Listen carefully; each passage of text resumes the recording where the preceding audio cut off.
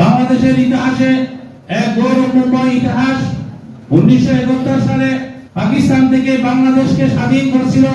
একমাত্র উদ্দেশ্য ছিল শোষণ, বৈষম্য এবং পরাধীনতা থেকে মুক্তি লাভ করে বাংলাদেশ একটা সুন্দর রাষ্ট্র গঠন করার উদ্দেশ্যে আমাদের বীর মুক্তিযোদ্ধারা বাংলাদেশ স্বাধীন করেছিলেন।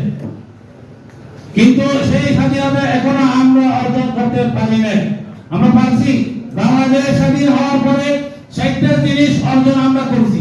একটা স্বাধীন বাংলাদেশ হিসাবে আন্তর্জাতিকভাবে পুরো পৃথিবীতে বাংলাদেশ নামে একটি রাষ্ট্র সবাই চিনে এবং সবাই জানে।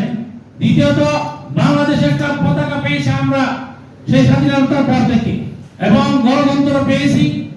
এবং আরেকটা জিনিস আমরা যেটা বলি যে মানুষের অধিকার আমরা পেয়েছি, কিন্তু মানুষের অধিকার এখনো পর্যন্ত আমরা পাইনি। যে মূল উদ্দেশ্য নিয়ে বাংলাদেশ স্বাধীন করেছিল, এক নম্বর হলো শোষণ। পাকিস্তানি বাহিনী আমাদের উপর যে শোষণ, পাকিস্তানি রাষ্ট্র যেভাবে আমাদেরকে শোষণ করেছিল, সেই শোষণ থেকে মুক্তি পাওয়ার জন্য আমাদের মুক্তিযোদ্ধারা বাংলাদেশকে স্বাধীন করেছিলেন। কিন্তু সেই শোষণ থেকে এখনো পর্যন্ত আমরা মুক্তি হতে পারি নাই। আমাদের জাতি এখনো পর্যন্ত সেই মুক্তি কবে আমরা পাবো সে আশা এখনো করতে পারতেছি না।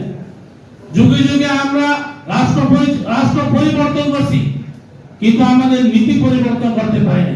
আমাদের বিশ্ববন্ধু রহমতুল্লাহ আলাইহি বলছিলেন, নেতার পরিবর্তনের দ্বারা কোনোদিন রাষ্ট্র পরিবর্তন হয় না, নীতির পরিবর্তন করতে হবে।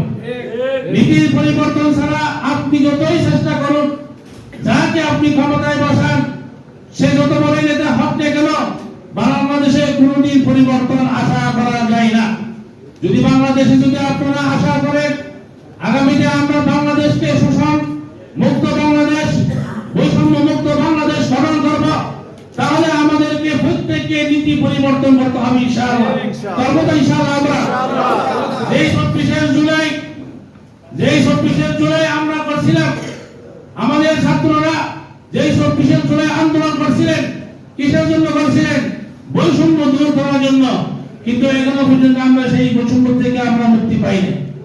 পেয়েছি যেই 26শে আগস্টে আমাদের নায়েবে আমির সৈয়দ ফয়জুল করিম মুফতি ফয়জুল আলাইহির নেতৃত্বে যদি না আসতো, আমার মনে হয় বাংলাদেশ 16 দিন স্বাধীন হতো না। সেই 26শে জুলাই নায়েব হলো আমাদের বিশ্বহুজুর নায়েবে আমির সাহেব দামাত বরকাতুহুম আলিয়া। ওনার বদৌলতে আজকে আমরা এটা করতে পারি। কারণ আজকে আপনি যে মাথা উঁচু দাঁড়িয়ে কথা বলতেছেন বাংলাদেশের ব্যাপারে, আপনার মনের মধ্যে সাহস আছে কেন? যদি আজকে যদি সেই স্বৈরাচার যদি চিন্তা থাকতো, তাহলে আমাদের ইসলামী আন্দোলনের একজন নেতাকে বাকি রাখতো না, সবাইকে ফাঁসিতে ঝুলাতো। কিন্তু আল্লাহ তাআলার খাস রহমত, যে আন্দোলনের জন্য আমরা ঝাঁপিয়ে পড়েছিল, ইসলামী আন্দোলনের কর্মীরা যেভাবে ঝাঁপিয়ে পড়েছিলেন, বিশ্ববিদ্যালয়ের ছাত্ররা যেভাবে ঝাঁপিয়ে পড়েছিলেন, যেই নেতৃত্ব দিয়েছেন সেই যদি ইখলাসের যদি নেতৃত্ব না হতো, যদি উনি তাকওয়াবান ব্যক্তি যদি না হতো, যদি উনি যদি জ্ঞান ব্যক্তি যদি না হতো, তাহলে আজকে আমাদের 26শে জুলাই অনুষ্ঠান 26শে জুলাই আমরা করতে পারতাম। 26শে জুলাই একটা কথা মনে রাখবেন সবসময়, আমাদেরকে যে কোনো জিনিস, যে কোনো বিজয়ের জন্য কিছু শর্ত থাকে।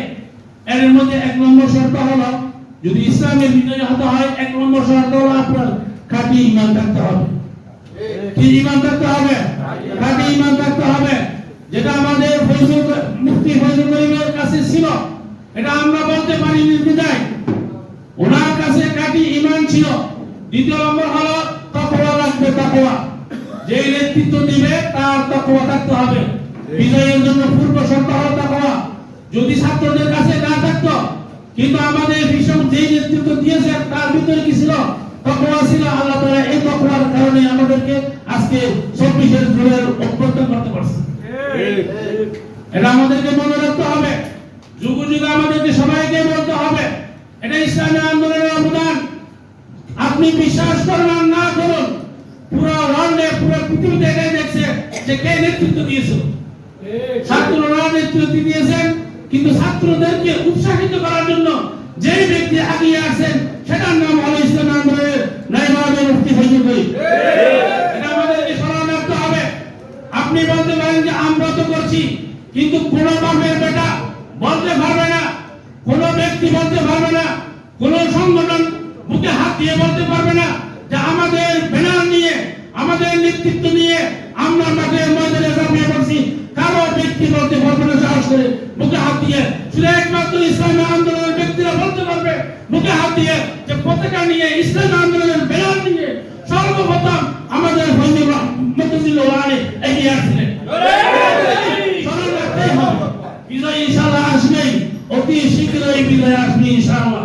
আপনাদেরকে বিজয়ে আসার জন্য ধৈর্য ধারণ করতে হবে, আমাদেরকে বিজয়ী হওয়ার জন্য ঐক্যবদ্ধভাবে কাজ করতে হবে, আমাদেরকে বিজয়ী হওয়ার জন্য তাকওয়া অর্জন করতে হবে, আমাদেরকে বিজয়ী হওয়ার জন্য ঈমান মজবুত করতে হবে, আমাদেরকে বিজয়ী হওয়ার জন্য দোয়া করতে হবে, আমাদেরকে বিজয়ী হওয়ার জন্য আল্লাহর উপর তাওয়াক্কুল করতে হবে।